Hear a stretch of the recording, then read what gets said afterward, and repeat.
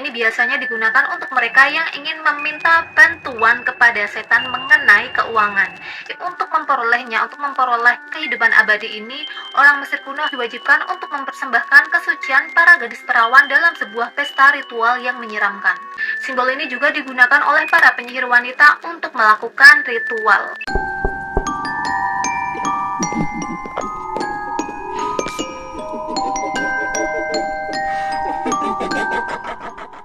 Hai, Assalamualaikum warahmatullahi wabarakatuh. Nama aku Lisa dan selamat datang lagi di channel Lisa DM. Makasih buat kalian semua yang udah klik video ini dan selamat datang di Waktu Indonesia Bagian Horor atau WIBH. Di WIBH malam ini aku bakal bahas tentang simbol-simbol yang ada unsur satanisme ataupun melambangkan satanisme, hal-hal mistis kayak gitu. Cuman mungkin kalian belum tahu atau sebenarnya ada di sekitar kalian pernah lihat tapi kalian nggak ngeh. Tapi sebelum kita masuk ke pembahasannya, seperti biasa aku mau ngingetin buat kalian yang belum subscribe channel aku, silahkan di subscribe dulu di bawah biar aku lebih semangat buat bikin konten-konten lagi selanjutnya. So langsung aja ya kita masuk ke pembahasannya. Let's go. Yang pertama ada simbol pentagram. Mungkin kalian nggak begitu asing ya, buat kalian yang sering dengerin hal-hal kayak gini pasti kalian nggak asing sama simbol pentagram ini. Nah, simbol pentagram ini ada hubungan eratnya dengan Lucifer. Simbol ini juga digunakan oleh para penyihir wanita untuk melakukan ritual. Jika posisinya dibalik seperti ini, maka simbol ini akan terlihat seperti bintang bertanduk atau lebih tepatnya seperti kepala kambing. Kepala kambing sendiri adalah pelambangan dari Baphomet. Seperti yang kalian tahu, Baphomet ini adalah sosok yang memiliki tubuh manusia tapi berkepala kambing.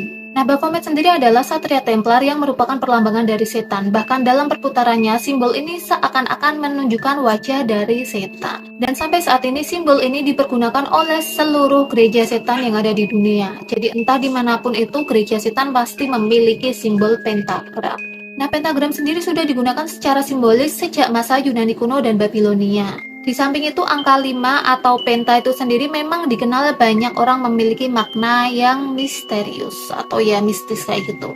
Namun makna sesungguhnya tidak diketahui sampai sekarang. Jadi makna dari pentagram atau angka 5 pun tidak diketahui sampai sekarang kecuali orang-orang yang memang masuk di dalamnya. Kecuali orang-orang yang memang anggota kayak gitu. Paham kan ya? Yang kedua ada simbol ang. Kalau kita lihat secara sekilas mungkin simbol ang ini mirip sama salib ya di dalam Nasrani. Tapi ini tuh sama sekali nggak ada hubungannya sama salib ataupun sama kaum Nasrani.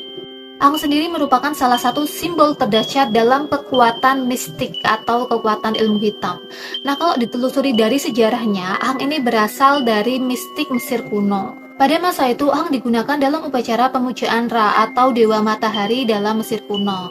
Nah, Ra ini atau Dewa Matahari ini adalah perlambangan dari setan. Oleh karena itu, bentuk lingkaran yang ada di atas Ang, ini kan seperti ini ya Angnya ini adalah simbol dari matahari. Namun bagi orang-orang Mesir kuno, Ra dianggap sebagai pencipta alam semesta yang mereka sembah. Dalam ajaran Mesir kuno, Ang ini bermakna sebagai kehidupan abadi. Tapi untuk memperoleh kehidupan abadi ini, orang Mesir kuno diwajibkan untuk mempersembahkan kesucian para gadis perawan dalam sebuah pesta ritual yang menyeramkan. Dan kalau kalian ingat ada sebuah episode di Doraemon itu yang tentang Dewa Matahari juga, ini kayaknya ada hubungannya nggak sih sama ini? Kalau aku tuh waktu riset, waktu baca ini aku langsung ngeh sama salah satu episode di Doraemon the Movie. Kita masuk ke yang ketiga, ada tanduk unicorn. Tanduk unicorn sendiri digunakan pertama kali oleh pendeta Druid di Skotlandia dan Irlandia. Ini biasanya digunakan untuk mereka yang ingin meminta bantuan kepada setan mengenai keuangan. Jadi kalau di Indonesia tuh semacam kayak pesugihan kayak gitu. Tanduk unicorn sendiri memiliki beberapa nama lain, salah satunya ada tanduk Italia, tongkat sihir peri, dan juga tongkat lay breakout. Dalam mitologi suku Indian, simbol ini dilambangkan menyerupai, kelamin laki-laki. Dan kalau misalnya kita lihat secara seksama, ada beberapa baju tradisional dari suku Indian sana, jadi baju aslinya orang sana yang memakai simbol ini di lehernya. Sementara di daratan Eropa, lambang ini dianggap memiliki hubungan dengan persoalan seksualitas ataupun lambang kekuatan seksual. Yang keempat ada heksagram. Kalau tadi udah ada pentagram, sekarang ini ada heksagram. Seperti namanya ya, heksagram ini 6. Jadinya ada 6 sudut atau bisa dibilang persegi 6. Simbol ini pertama kali digunakan sebagai simbol oleh para astronom kuno yang terdapat di Babilonia maupun di Mesir kuno. Dalam perjalanannya, simbol ini digunakan oleh Raja Daud sebagai simbol kerajaannya. Makanya simbol ini juga sering disebut dengan Seal of David atau bintang Daud. Maka dari itulah akhirnya negara Israel ini mengadopsi simbol ini sebagai simbol gerakannya. Sebenarnya awalnya simbol ini tuh nggak mengerikan atau nggak gimana-gimana, tapi menjadi mengerikan setelah akhirnya para Yahudi Talmudian menggunakan simbol ini untuk memanggil roh halus. Jadi mungkin kayak semacam jailangkung kayak gitu, atau juga kalau zaman dulu ada Charlie itu kan biasanya pakai apa sih, pensil. Awalnya sebenarnya nggak ngeri kan, tapi kalau dipakai kayak gitu jadi lama-lama ngeri. Apalagi ini kan bentuknya simbol yang benar-benar buat pemujaan atau buat manggil roh halus sama suatu golongan atau kelompok tertentu. Sebagaimana pemuja setan lainnya, simbol ini sering digunakan untuk upacara atau ritual-ritual mistis. Nah, simbol ini tuh harus ada selama upacara atau ritual tersebut masih berlangsung. Kita masuk ke yang kelima, ada angka 666. Ya, seperti yang kita tahu, angka ini memang angka yang cukup mistis ya. Kita udah tahu secara luas bahwa ini adalah number of demon. Nah, dalam bahasa Latin sendiri, angka 666 dapat diartikan sebagai digit lux, atau kalau diartikan ke dalam bahasa Indonesia itu artinya suara cahaya.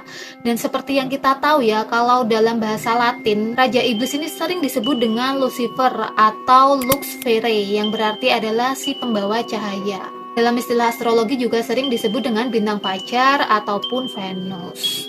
Nah, di sini mungkin kalian udah mulai tahu nih ada hubungannya gitu ya, ada korelasinya, korelasi dari 666 sama Lucifer.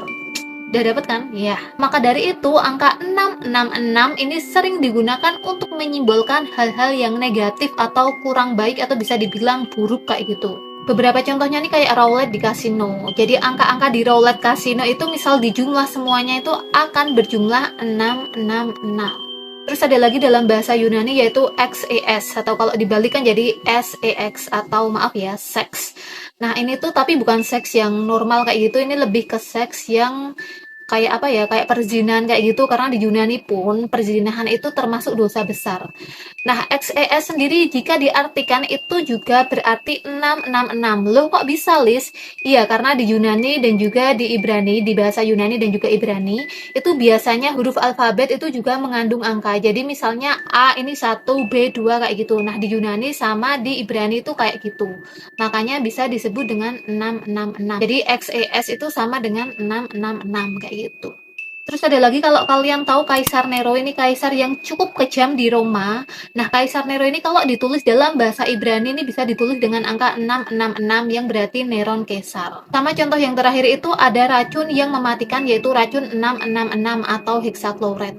Kenapa kok bisa disebut dengan racun 666? Ya, karena gini, formula dari racun hexachloride ini kalau ditulis dalam formula kimianya itu adalah C6H6 CI6, jadi 666. Nah, dari beberapa hal tadi yang sebenarnya masih banyak banget yang membuat angka 666 ini identik dengan satanisme atau pemujaan setan.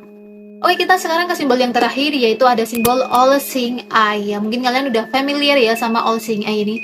Selain ini tuh simbol dari Illuminati, tapi ya kalian pasti sering lihat lah kayak di produk-produk makanan, logo-logo produk, ataupun di music video artis-artis luar, artis-artis K-pop ini sering banget keluar. Terus ada juga kadang yang membuat lambang, kayak kemarin yang aku bahas terakhir itu ada, siapa itu? Lupa aku namanya, aduh. Sam Smith ya, Sam Smith itu juga dia kayak memperlihatkan lambang itu. Terus ada juga Rihanna, banyaklah artis-artis yang menggunakan lambang ini. Nah, lambang mata satu atau all seeing eye ini melambangkan mata yang serba tahu, atau lebih simpelnya tuh maha tahu kayak gitu. Nah, lambang ini sendiri berasal dari mata Dewa Horus. Yang belum tahu siapa itu Dewa Horus, jadi Dewa Horus ini adalah penguasa para dewa dalam mitologi Mesir kuno. Selain itu, Dewa Horus ini juga anak dari Isis dan juga Osiris. Menurut legenda yang beredar, tahta Osiris direbut oleh Set yang merupakan saudaranya sendiri dalam sebuah pertarungan yang sengit. Nah, naasnya di sini Osiris ini kalah dan ya meninggal. Nah, mengetahui ayahnya meninggal dalam pertempuran, Dewa Horus ini nggak terima dan akhirnya membalas dendam kepada Set. Tapi sayangnya di sini Dewa Horus pun kalah dan harus kehilangan salah satu matanya, yaitu mata sebelah kirinya. Namun Dewa Ilmu Pengetahuan atau Dewa Thoth ini berhasil untuk mengembalikan mata kiri dari Dewa Horus. Nah, dalam mitologi Mesir kuno sendiri, mata kanan Dewa Horus ini dilambangkan sebagai matahari, sementara mata kirinya ini dilambangkan sebagai bulan. Karena matahari itu lebih terang gitu, bersinar lebih terang, sementara bulan ini cahayanya lebih redup. Nah, All Seeing Eye ini juga ada dalam beberapa ajaran agama, yaitu Hindu, Buddha, dan juga Kristen. Dalam ajaran Hindu, All Seeing Eye ini menggambarkan mata ketiga dari Krishna. Kok Krishna sih, Pak? Dalam ajaran Hindu, Olsinga ini melambangkan mata ketiga dari Dewa Siwa. Seperti yang kita tahu ya, Dewa Siwa ini punya satu mata tambahan di atas kepalanya. Nah, kalau dalam agama Buddha, Olsinga ini menggambarkan mata dari Buddha. Jadi Buddha ini memiliki mata yang dapat melihat ke segala arah. Mata itu ada di atas kepalanya juga. Di atas kepalanya sih, di atas ini loh, apa batuk di jidatnya. Tapi ini tuh berlambangkan seperti mutiara. Jadi matanya nggak berbentuk mata kayak Dewa Siwa, tapi ini lebih kayak mutiara kayak gitu. Nah, kalau dalam ajaran agama Kristen, All Seeing Eye ini juga disebut sebagai mata ilahi. Ini melambangkan trinitas dari Kristus. Nah, buat ajaran tiga agama tadi, kalau misalnya aku salah, aku mohon nanti dikoreksi di bawah ya, karena aku sendiri kan juga tahu dari riset aja, dan aku nggak mendalami, juga aku bukan orang Hindu, ataupun Buddha, dan juga Kristen, jadi aku bukan umatnya gitu ya. Jadi, kalau misalnya ada salah-salah, nanti aku mohon dibenahi di kolom komentar. Dan seperti yang kita tahu, All Seeing Eye ini juga merupakan simbol dari Illuminati dan juga Freemason. Dan ini tuh beda-beda ya, artinya di Illuminati ataupun di Freemason ini tuh artinya berbeda. Ada yang kalau di Freemason tuh katanya ini untuk para pengikutnya kayak gitu, buat pengingat bahwa mereka itu selalu diawasi. Sementara di Illuminati ini melambangkan bahwa mereka ini kayak antikris kayak gitu, atau bisa dibilang mereka ini musuh dari Kris, dari ya itu tadi, dari apa sih, dari Tuhan kayak gitu. So ya, segitu dulu BBH kita malam ini. Mana yang menurut kalian paling serem, dan sebenarnya kalian nih pernah ngeliat tapi kalian nggak ngeh kalau itu tuh lambang-lambang satanik? Kalian bisa komen di bawah. Dan seperti biasa, yang punya saran-saran ayo silahkan lah komen di bawah. Dan ya buat yang belum subscribe, silahkan di subscribe dulu. Lagi-lagi aku ngingetin ya buat kalian. Dan ya, terima kasih udah nonton video ini sampai selesai. See you at the next video. Thank you very terima kasih. Assalamualaikum warahmatullahi wabarakatuh. Bye. T26 끝